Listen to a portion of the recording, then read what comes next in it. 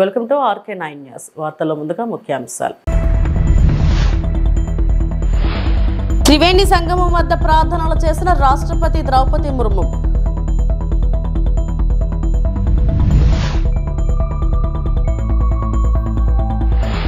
మానవత్వం చాటుకున్న ఏపీ మంత్రి అనిత.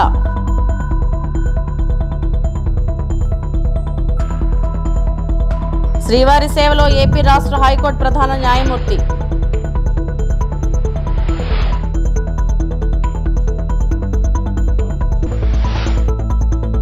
రాష్ట్రపతి ద్రౌపది ముర్ము మహాకుంభ 2025 కోసం ప్రయాగ్రాజ్ని సందర్శించి త్రివేణి సంగమం వద్ద పవిత్ర స్నానం చేసి ప్రార్థనలు చేశారు. డాక్టర్ రాజేంద్ర ప్రసాద్ తర్వాత కుంభమేళాలో పవిత్ర స్నానం చేసిన రెండవ రాష్ట్రపతి ఆమె.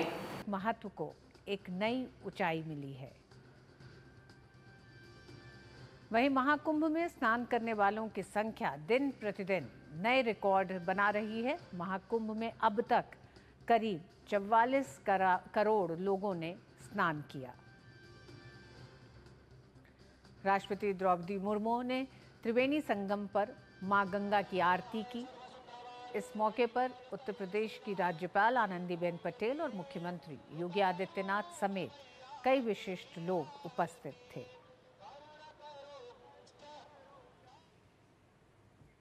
त्रिवेणी में आस्था की डुबकी लगाने के बाद राष्ट्रपति क्रूज से अक्षय वट के लिए रवाना हुई। इस दौरान उन्होंने गंगा में प्रवासी पक्षियों को दाना खिलाया।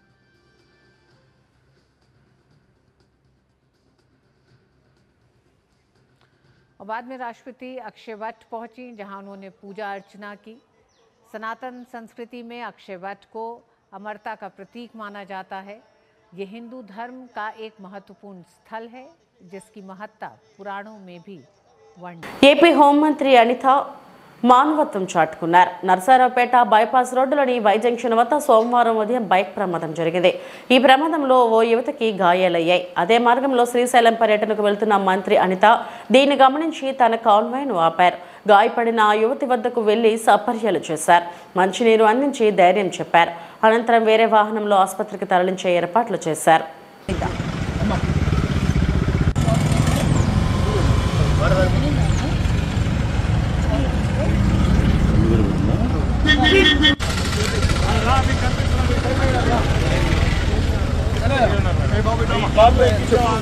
ఆంధ్రప్రదేశ్ రాష్ట్ర హైకోర్టు ప్రధాన న్యాయమూర్తి ధీరజ్ సింగ్ ఠాకూర్ కుటుంబ సభ్యులతో కలిసి సోమవారం ఉదయం నైవేద్య విరామ సమయంలో శ్రీ వెంకటేశ్వర స్వామి వారిని దర్శించి మొక్కులు చెల్లించుకున్నారు. ముందుగా ఆలయ ముఖద్వారం వద్ద సీజేకు టీటీడీ అదనపు ఈవో వెంకయ్య చౌదరి స్వాగతం పలికి దర్శన ఏర్పాట్లు చేశారు. దర్శనం అనంతరం రంగనాయక మండపంలో ఆయనకు వేద పండితులు వేదాశీర్వచనం చేయగా అదనపు ఈవో తీర్థ ప్రసాదాలను అందజేశారు.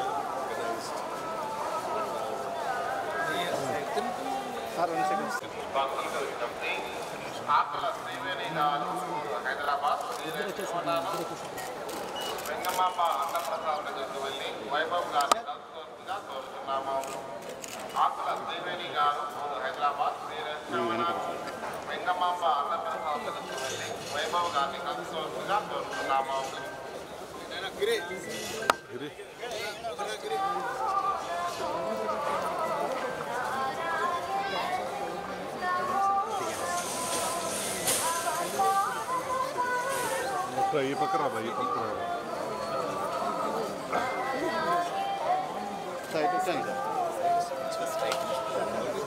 వాళ్ళు అట్టలుతాను.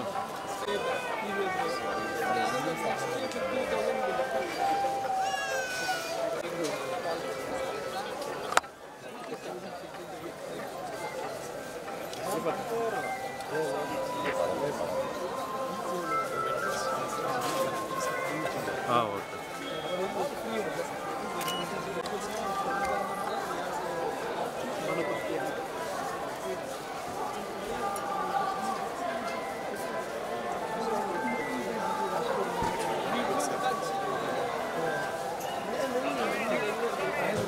ఉభయ గోదావరి గ్రాడ్యుయేట్స్ ఎమ్మెల్సీ అభ్యర్థిగా అంబేద్కర్ కోనసీమ జిల్లాకు చెందిన రాయుడు శ్రీనివాస్ ఈరోజు కలెక్టరేట్లో జిల్లా కలెక్టరేట్ వెట్రి సెల్వికి నామినేషన్ దాఖలు చేశారు. ఈ సందర్భంగా కలెక్టరేట్ నుంచి బయటకు వచ్చిన రాయుడు శ్రీనివాస్ విలేకరులతో మాట్లాడారు. అధికారంలోకి వచ్చిన పార్టీలు అధికారం చేపట్టిన తర్వాత ఎన్నికల టైంలో ఇచ్చిన హామీలను అమలు చేయకపోయినా ఇటువంటి పార్టీలను డిస్మిస్ చేసే విధంగా గవర్నర్కు విస్తృత అధికారులు ఇవ్వాల్సిన అవసరం ఉందని పోయారు. రాష్ట్రంలో నిరుద్యోగ సమస్య పెరిగిపోవడం వల్ల ఇతర రాష్ట్రాలకు దేశాలకు వలస వెళుతున్నారని ఆవేదన వ్యక్తం చేశారు.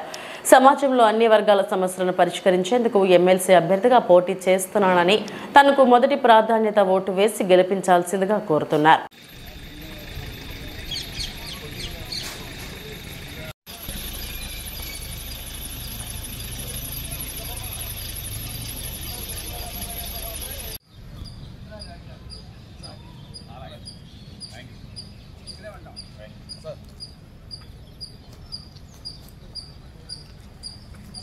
రాయుడు శ్రీనివాస్ హైకోర్ట్ ఆఫ్ తెలంగాణలో ప్రాక్టీస్ చేస్తున్నాను అడ్వకేట్గా.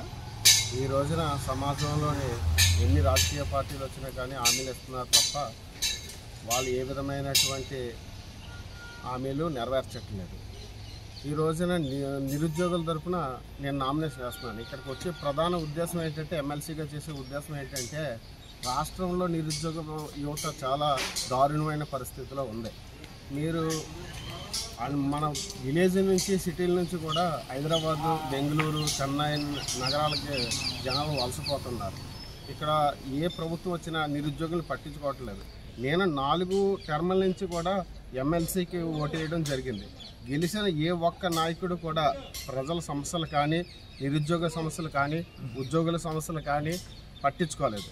అందుకేంటంటే నా ప్రధాన ఉద్దేశం ఏంటంటే, ఎన్నికల మేనిఫెస్టోలో ఇచ్చిన హామీని ఏ పార్టీ అయినా అధికారంలోకి వచ్చిన తర్వాత 6 నెలల్లో నెరవేర్చకపోతే ఆ పార్టీ రద్దు అయిపోయే విధంగా గవర్నర్కు అధికారాలు ఇస్తూ భారత పార్లమెంట్లో చట్టం తీసుకొని. శ్రీశైలం మహాక్షేత్రంలో ఈ నెల 19 నుంచి మహాశివరాత్రి బ్రహ్మోత్సవాలు ప్రారంభం కానున్న నేపథ్యంలో ఏపీ మంత్రుల బృందం శ్రీశైలంలో మహాశివరాత్రి బ్రహ్మోత్సవాల ఏర్పాట్లపై సమీక్షా సమావేశం నిర్వహించనున్నారు.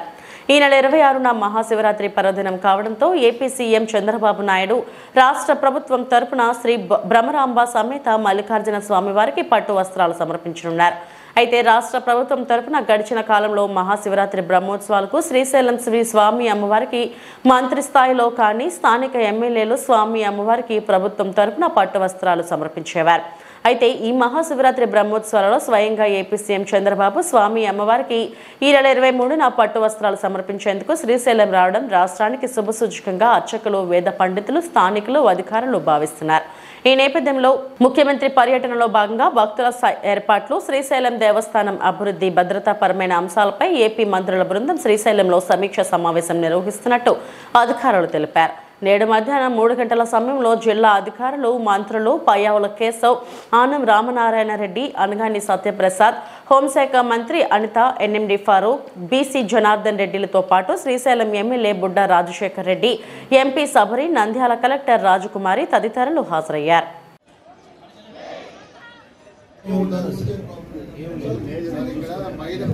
ఈ మామిడికాయలు పీసెస్, ఉసిరికాయలు ఇవన్నీ రోడ్డు పైన ఉంటాయి సార్. వచ్చినోడంతా ఎవరిని అలో చేయలేదు.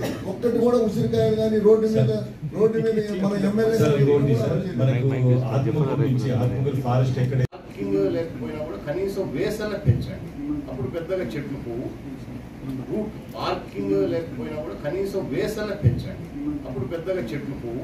ఆ రోడ్డు ఒక హాఫ్ మీటర్ పెంచుకు చాలు సార్. అంతకు మించి ఏం చేస్తాం? అదే మట్టి మీద ఇప్పుడు అక్కడ అటెండెన్స్ చేసుకోవాలి కదా. సాక్షి దగ్గర అటెండెన్స్ కోసం పోతాను. అతను వచ్చి అటెండెన్స్ చేసుకుని బయటకు వచ్చి తీసుకొస్తున్నాము. ఫాస్ట్ ట్యాగ్ తోటి నేను ట్యాగ్ చేసేసి అది చేస్తాను. నిన్న మేము నైట్ వచ్చేటప్పుడు 10 minutes నిలబడ్డాడు సార్. అతను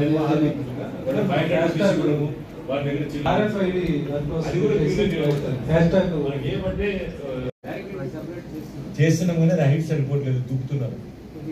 దూకుతున్నారు దాంట్లో వేరు. చాలా మంది వచ్చినోడు ప్రసాదం తీసుకొని పోవాలంటే ప్రతి సత్రంలో మీరు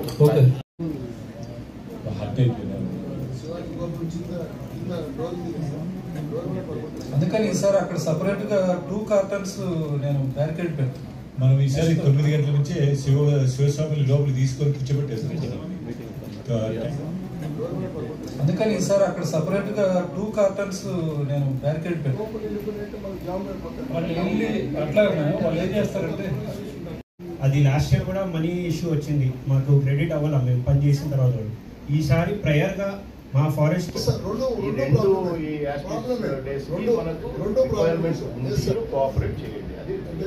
అది మా లెవెల్లో తీసుకునేది కాదు సార్.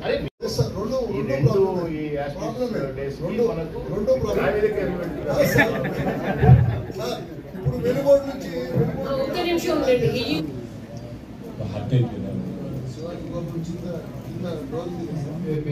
గైడ్ జిల్లా దొరుకుతాయి.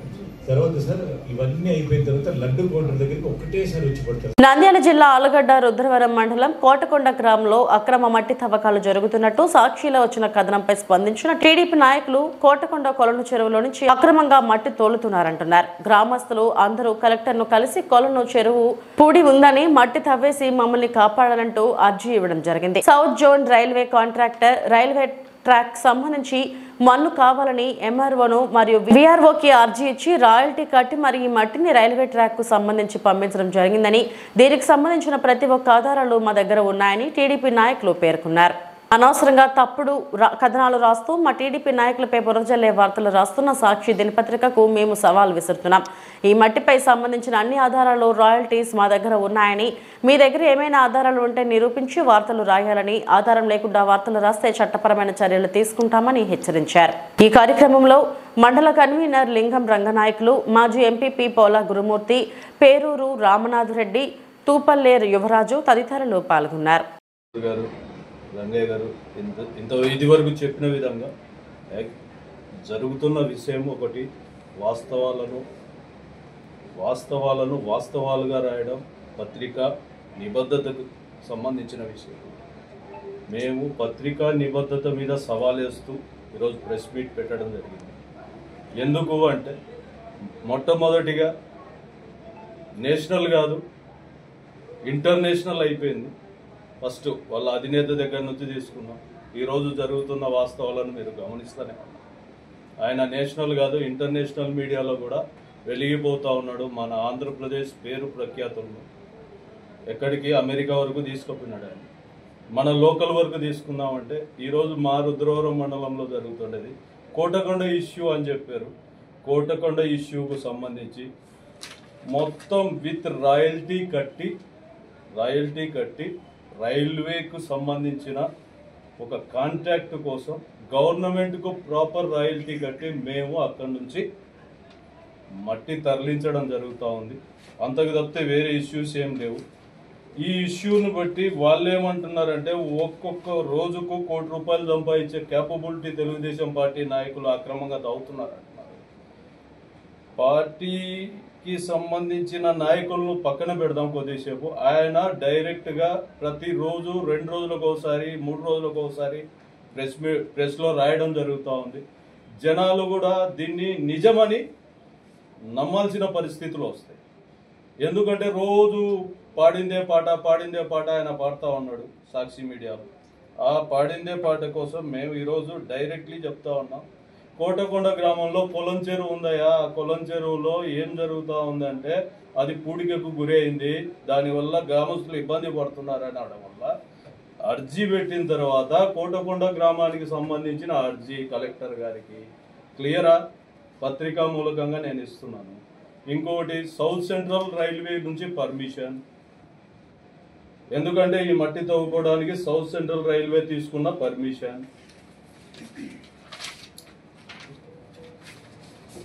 ఫస్ట్ నుంచి వెళ్దాం.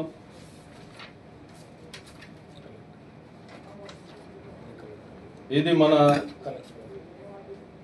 ఎగ్జిక్యూటివ్ ఇంజనీర్ గారు, ఓకేనా? మళ్ళీ వెళ్దాం. కొద్దిగా ముందరికి వెళ్తే మన కలెక్టర్ గారికి గ్రామస్తులు దీన్ని పెట్టుకున్న అర్జీ ప్రకారం దీన్ని తవ్వుకోవడానికి పర్మిషన్ ఇచ్చారు. మూడవది మండలానికి అధినేత అయిన ఎంఆర్ఓ గారు ఇచ్చిన పర్మిషన్ కరెక్టా కాదు? మరి రెవెన్యూ డిపార్ట్మెంట్కు సంబంధించి మండలానికి ఆయనే ముఖ్య వ్యక్తి, ఎవరైనా ఛాలెంజ్ చేయొచ్చు. ఇక అక్రమ రవాణా గురించి మాట్లాడుకుందామా? ఎవరైనా రావచ్చు. ఈరోజు చెప్తా ఉన్న అక్రమ రవాణా గురించి మాట్లాడే వ్యక్తులు ఎవరైనా రావచ్చు, ఈరోజు డిబేట్ వేస్తారు. మా తాత తండ్రులు సంపాదించిన సొంత భూమిలోనే మట్టి తవ్వి అక్రమంగా వీళ్ళ గవర్నమెంట్లోనే, ఎవరి గవర్నమెంట్లో, వైఎస్ఆర్సీపీ గవర్నమెంట్లోనే స్ట్రైక్ చేసిన వ్యక్తిని నా సొంత భూమి తవ్వారు. ఇప్పుడు కూడా అట్లే ఉన్నాయి. మీకు కావాలంటే పత్రికా మూలకంగా మీడియాకు పబ్లిక్గా చూపించగలను. నేను ఛాలెంజ్ చేస్తా ఉన్నా. మా విలేజ్లోనే మా సొంత భూములు తవ్వుతూ ఉన్నారని ప్రతిపక్షంలో ఉన్నప్పుడు ప్రజెంట్ మా ఎమ్మెల్యే గారిని, అప్పుడు ప్రతిపక్షంలో ఉన్నారు, ఆమెను తీసుకుపోయి చూపించారు.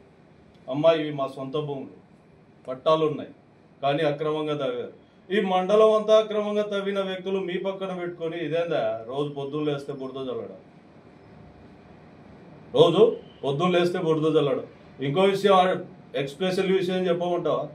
నాకు ఇంకొకరికి సంబంధం లేని విషయాలు, వాళ్ళ పార్టీకి సంబంధించిన వ్యక్తులు ఏది చెప్పినా రాయగల క్యాపబిలిటీ సాక్షి మీడియాకు ఉంది.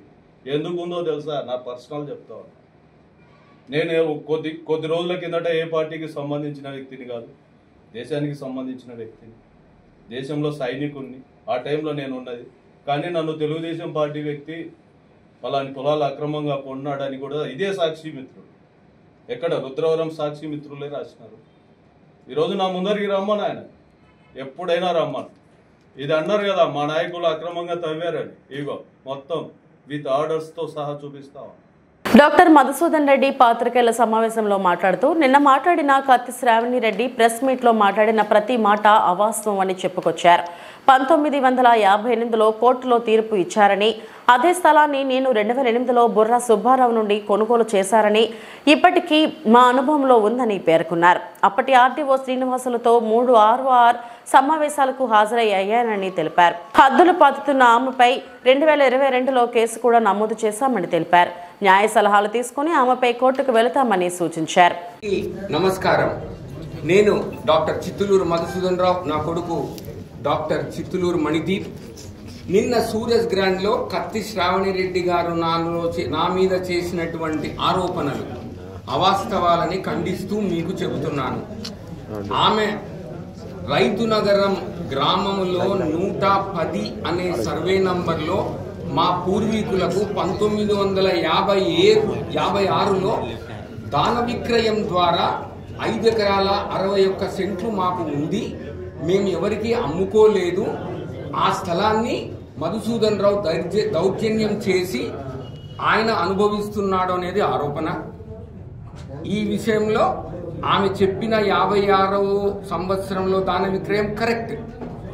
ఆ దాన విక్రయం ద్వారా వాళ్ళ పూర్వీకులైనటువంటి కత్తి వీరారెడ్డి, పెద్ద వీరారెడ్డి, చిన్న వీరారెడ్డి 5 ఎకరాల 61 సెంట్లు చిట్టెపు అంకమ్మ ద్వారా దాన విక్రయం వచ్చింది.